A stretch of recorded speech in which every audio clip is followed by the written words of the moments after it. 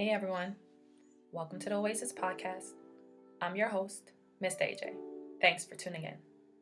An oasis is something that provides refuge, relief, or a pleasant contrast, and that is exactly what you will find tuning into the Oasis podcast. This is a space where I and special guests will be cultivating intentional and honest conversations about life's journey. Subscribe everywhere you listen to podcasts and watch us on YouTube now. Wouldn't you love to create your own personal oasis? What is an oasis, you ask? An oasis is something that provides refuge, relief, or a pleasant contrast, and that is exactly what you will find at AJO Consulting Services, LLC. AJO Consulting Services is a company that provides individuals, communities, and businesses of color with coaching and consulting services, personal and professional development, as well as social and community connection services. These services include, but are not limited to, dating, life, relationship, and business coaching, finance management, travel experience curation, wellness navigation, and much more. Are you ready to find, connect, and release? Come experience your oasis today. Visit our website to learn more at www.ajoconsultingservices.com. Follow us on Facebook at AJO Consulting and Instagram at AJO Consult. Also, email us at info@ajoconsultingservices.com. Hey y'all, welcome back to the Oasis podcast. Thank you for joining me again. As you can see, no background, no fanciness, just me, you talking today. I wanted to just hop on while I had the energy. I'm a little bit under the weather, but to really get all this information in about my fertility update, because it's been a while since I updated you all.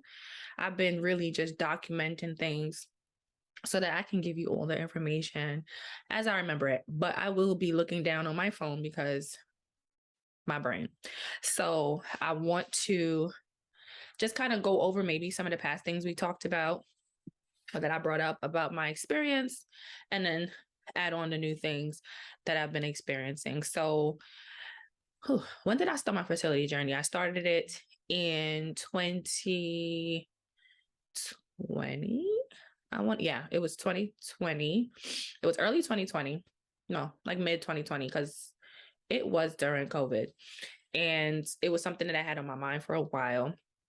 Not necessarily going to have a baby like right away, but I wanted to know what was going on with me. And it really was something that nowadays I think a lot more women, but a lot more Black women are talking about their experiences.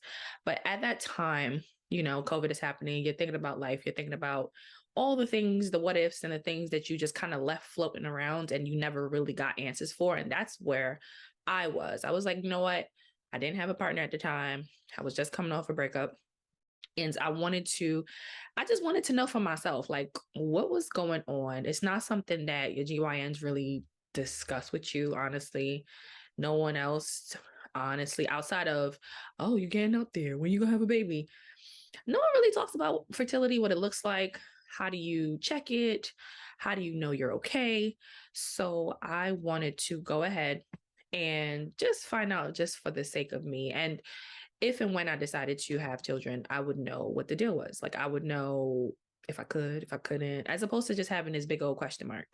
And I know that a lot of women wait till, especially now, are waiting till later in life to have children. And I didn't want to get to that point where I'm like, okay, I'm going to have kids. And then I'm like, oh, well, you can. And if you just would have did it a year or two ago, you would have been fine. So I just wanted to just find out.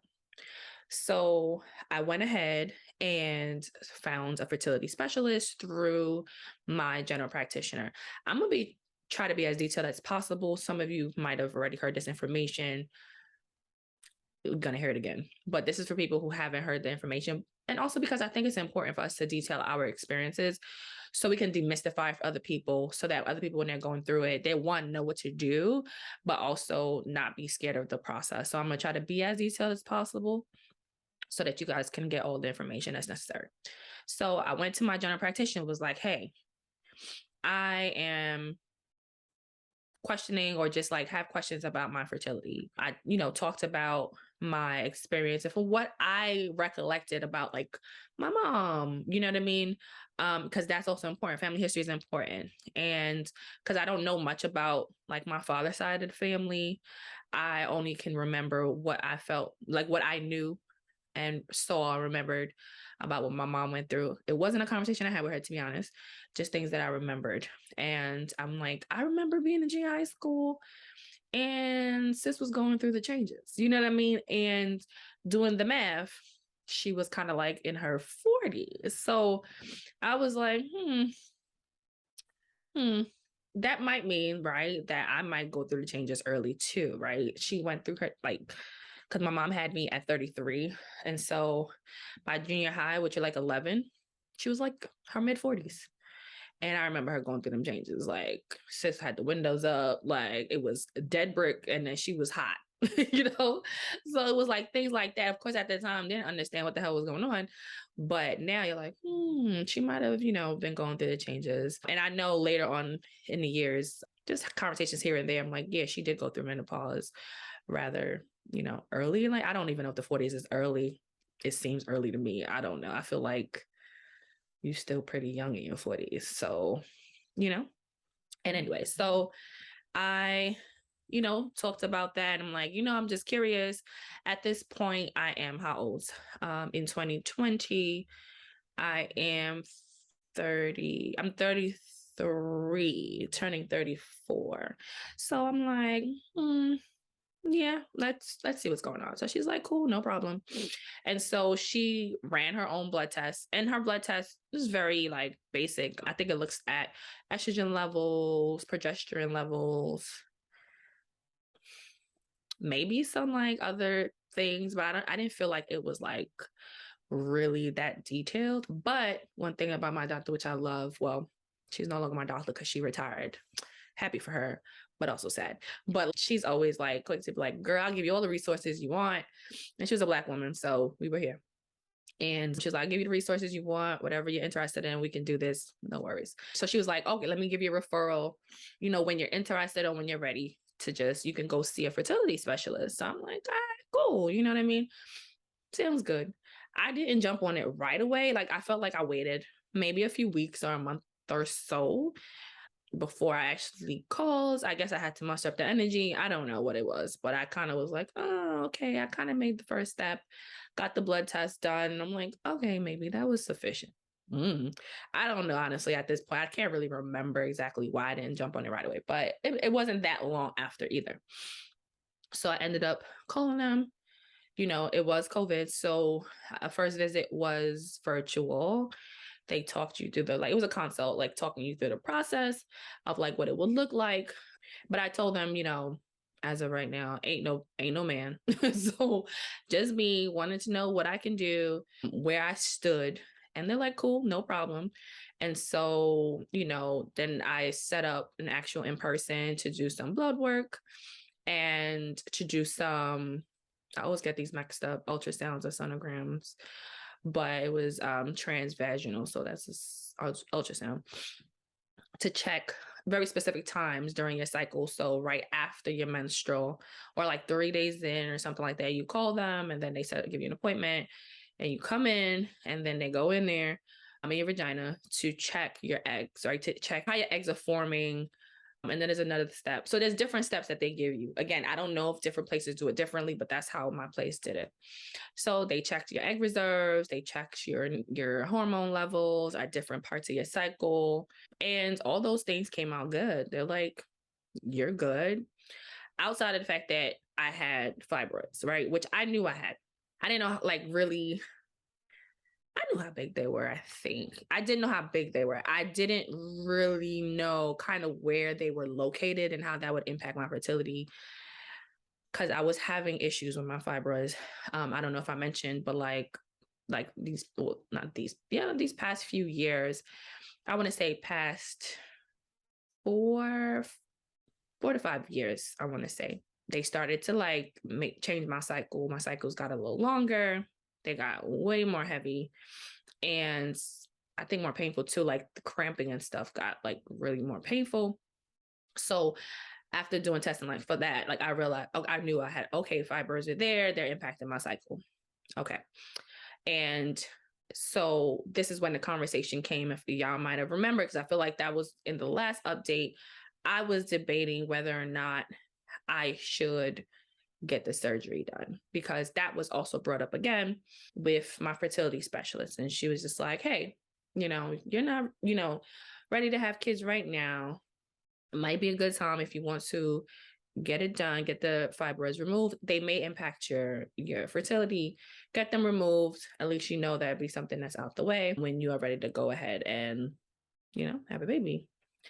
I thought about it. Not a friend of surgery. And I just started researching and trying to find out what are some other things I could do. And I really also was on the fence about it, because surgery would help mitigate the symptoms I was having, but it didn't guarantee that they wouldn't come back. And I just hate the thought of like having to have the surgery, think you're good.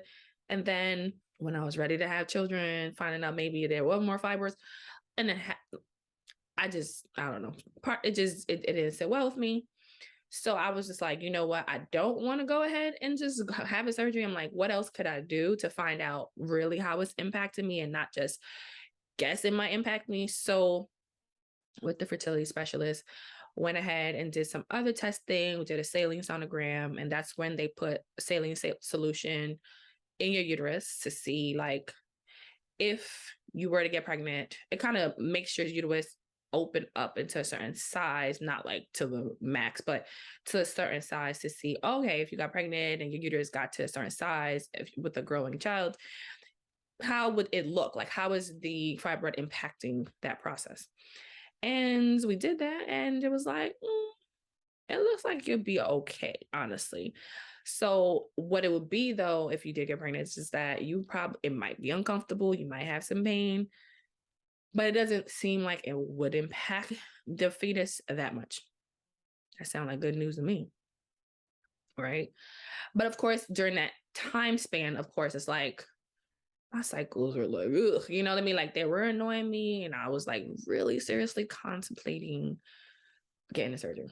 But then I was like, oh, let me just try to find some other ways to see other things I can do. I'm big on like herbs and teas and stuff. So I looked up some things I can take. So I started drinking raspberry leaf tea, drinking it, and also taking the pills. And that really helped my cycles a lot. Like it helped a lot. Like the pills helped immediately with the pain, and the tea helped immediately with the pain. It took a little while though for the cycle to like lessen, and lighten up, but it helped. It helped. Like it did. So now I gave you like kind of the summary of where I left off. And now it's to give you the actual update stuff, right?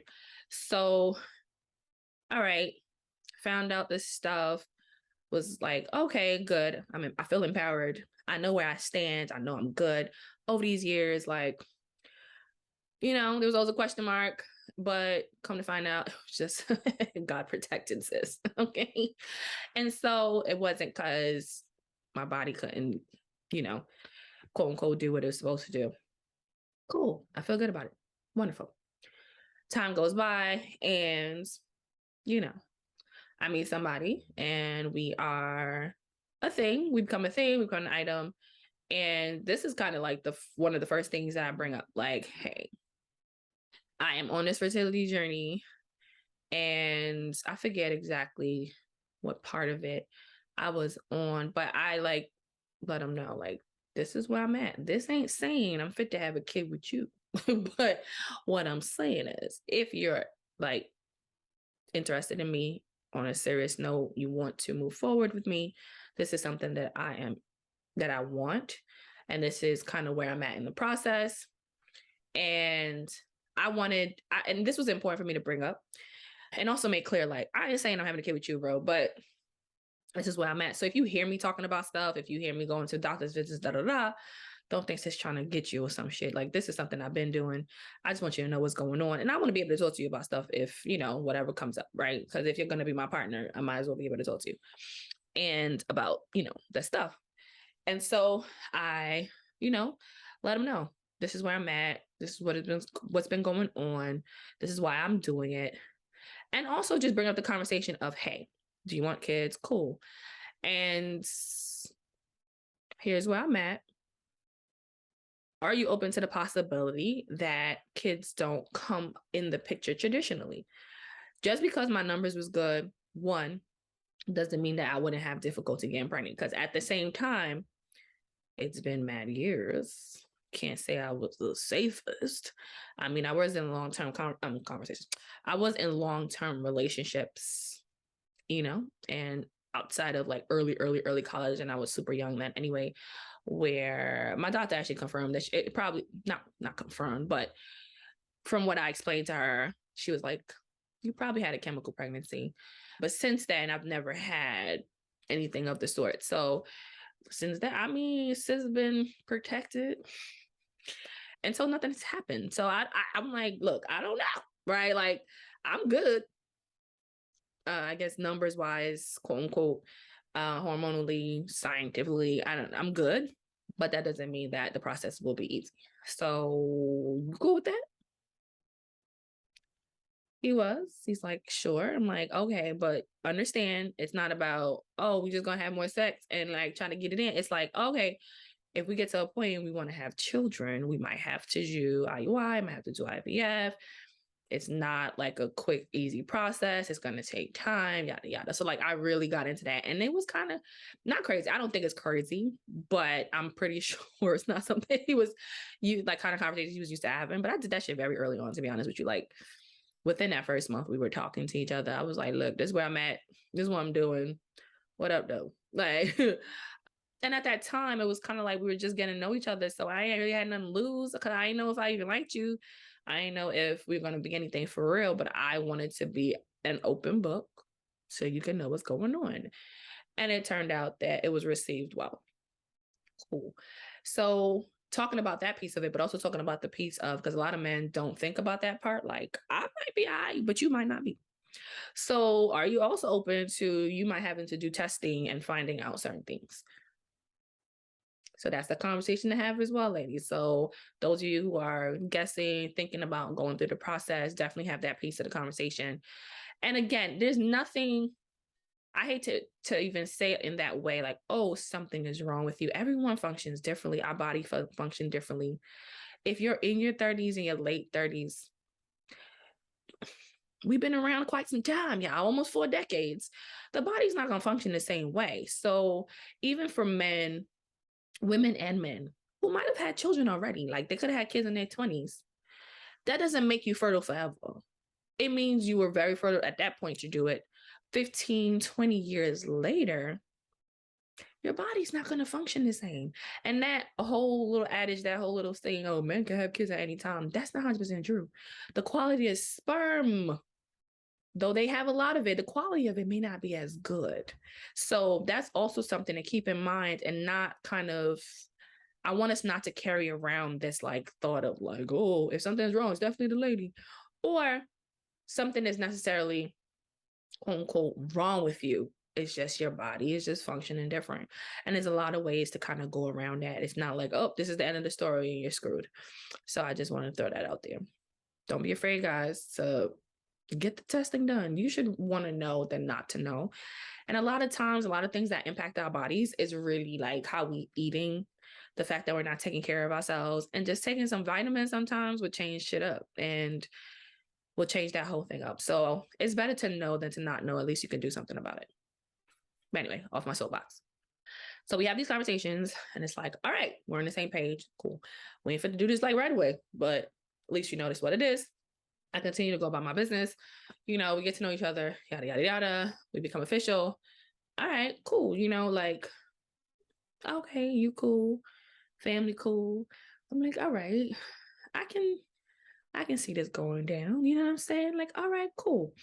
So it's about, at this point now, it's like a year later from when, no, it's a little more than a year later from when I started my fertility journey. Yeah. And then we're like, hey, okay, what you trying to do? What you trying to do? Okay, let's see what happens. Now, it started out more like you know, we grown. We was not trying to not have a baby. And things wasn't really happening. But then we like have an adult conversation like, hey, we've been doing these things. So you still good if something happens? Yes. Cool. Then it's kind of moved on to like, all right, we've been doing what we've been doing. Ain't nothing been happening. Are you ready and willing to like go and see what's going on, what can get done? And it's like, yeah, let's do this. Bang. All right. So now we go back now. So the process for me is pretty much the same as when I started it on my own. Like, all right, you go run the blood work again, do that ultrasound again, make sure you're still in a good same spot, your good spot. Numbers are still good. Egg results look good. Quality of eggs look good. But we're good. Checking in on him, making sure. So by checking in on him, it's like you get a semen analysis. They also do blood work for the men. So just so you're aware, they check for STDs, STIs. They also check for like, like normal blood work things, right? Like just they want to generally see the person's health as well. So this is why I said in your 20s is one thing, and then now when you're like 15, 20 years later, it could be something else. So they check for just any like other little things because these other little things can impact the quality of sperm, et cetera, et cetera. Cool. So things are fine. Things like, all right, boom. So at this point, it's considered unexplained fertility. So now when you get to a certain age, right, and you've been trying, they say, I think you have to be, no. All right. So when you are, I think it's 35 or younger. Yes, I want to say 35 or younger. Make sure I'm not lying to y'all. Was I 35 by this point? It's 33 turned 34. Yes. 34 by that. Okay, yes, that's correct.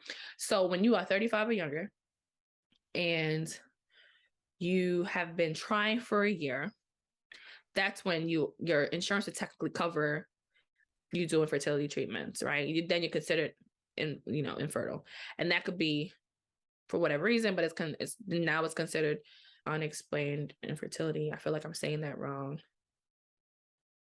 Yeah, something like that. And then when you are 35 and older, though, it's 6 months of trying, nothing's happening, then it's called unexplained infertility, right? Because technically they ran the numbers and they ran the tests and things look fine. So technically, scientifically, you should be able to do it. But there may be other reasons, right? And those other reasons really could be, again, biological. What that means is maybe you're like, for women, like our pH is like too high for this particular partner's sperm to get to where they're going. It could be our cervical mucus is too thick, or just something else like that. So it's not necessarily like this big old like, oh my God, like thing going on. It just literally could be your body just like, no. And then that's it. So like, don't feel a kind of way. And it also could be just like, with the guy's sperm. All right, maybe homies is moving too slow. Maybe they ain't really shaped the way they're supposed to be shaped. Maybe there's not as much that it's supposed to be. And it doesn't mean that something is like crazy wrong.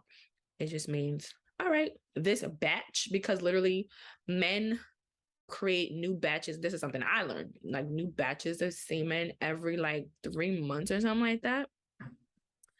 And yes, men, I don't know how to explain it. Y'all gonna have to look this up. But it's like, this is generally new batches every 3 months. So yes, you could be ejaculating every day, but within that 3-month span, it's still considered a batch. Look it up, y'all. I don't know. And so that batch could just be, oh, these don't look that great. So we got to, kind of reset, right? And so you can start taking vitamins, you can start drinking more water, start exercising. And so the next batch could actually be like really good. Every soldier looking good. So not to also feel bad about like, oh man, this thing said blah, blah, blah, blah. It only is like serious issues if those numbers are like the quantity of sperm is like really low, like it falls below a certain number, then okay, like then it's like we might have to try some other things. If maybe like it's the quantity And if you don't have any at all, right? Like part of quantity, but like if the numbers look really, really low, then that could be an issue. Sometimes the shape, when it's a percentage of them have this off shape, that might be also a biological thing or genetic thing. And I feel like there's another kind of like main issue that tends to happen. Or you'll be shooting blanks completely. And so you have the semen, you have the ejaculation, just really nothing in there. Or like the tails like are like disfigured or whatever, and like they're not doing what they're supposed to do. So, you know, different reasons. But again, some things can be fixed and some things, and I feel like a lot of things could be fixed. And then some things might just take a little extra TLC, right? All right, let's fast forward back to where we were. So now everything's good. We technically have unexplained infertility. So the next step with that is, so now they give you options. You have options now to take certain medications to get a boost, right? To help you maybe increase ovulation. No, let me rephrase that. To time your ovulation, you have options to increase how many eggs are ovulated to increase the chances of pregnancy. Those two things can be coupled with timed intercourse. And I know that sounds wild, but essentially what that means is when you are quote unquote going at it naturally without intervention, it's kind of like a shot in the dark, essentially. Y'all just like, hey, you're looking good. What up? And y'all getting it on. You don't even know if anything's going to happen. Some women are in tune with their body and they know when they're ovulating and blah, blah, blah. But even still, it's like, I think I'm ovulating and it feels like ovulation. It may not necessarily be, might be a few days too short, a few days too early. You don't know, right? And so timed intercourse is bang. They've been now, understand, they've been doing these ultrasounds and they've been mapping out, okay, on this day, this is what your body, where your body is at, blah, blah, blah, blah. We're checking your numbers. And it's a lot. I don't like needles. It's a lot of blood tests, okay? I'll be like, goddamn.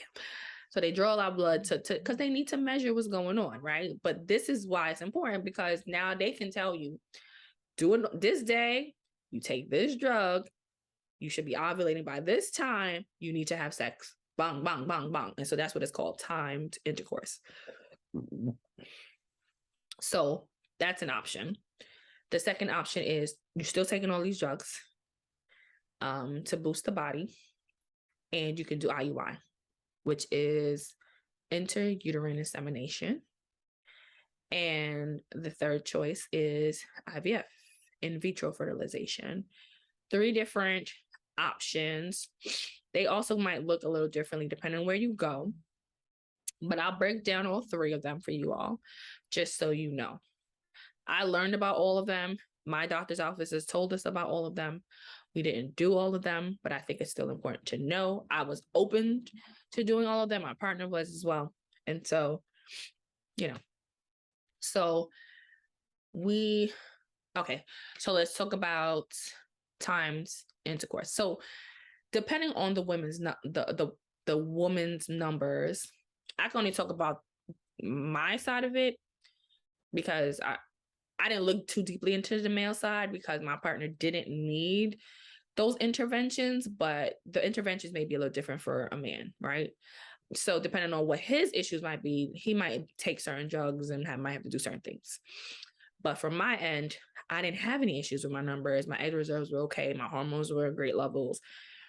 I didn't really have to take certain medications where if some women, if they have, you know, maybe low progesterone, maybe low estrogen, they didn't ovulate regularly, they would do different things to accommodate those different issues. For me, I didn't have those issues. So what my doctor was doing was trying to like make sure we just knew when I was going to actually ovulate. So I was ovulating regularly. So what we did is we used drugs to make sure we knew when exactly I was going to ovulate. And also so that we could increase the amount of eggs that were ovulating. So that's why we use Overdrel. Oh, we use letrozole and Overdrel. Letrozole, it may be known by some other names. I don't know what the other names are. These are the names that I know. Letrozole were pills, and she gave me like the lowest dose, and that was to increase the amount of eggs that were being produced. I'm trying to remember. So when y'all see me looking away, that's just what it is. Thank you for tuning into this week's episode of the Oasis podcast. I hope you were able to find something that resonated with you on your journey. Don't forget to subscribe anywhere you listen to podcasts and YouTube. Rate us and leave us a review and comment on Apple Podcasts, iTunes, and YouTube. Share your favorite episode and like us on Instagram and Facebook. If you have any questions, comments, want to be a guest, or any show ideas, contact us at ajaysoasis@gmail.com. That's AAYJAYSOASIS@gmail.com, or direct message us on Instagram and Facebook.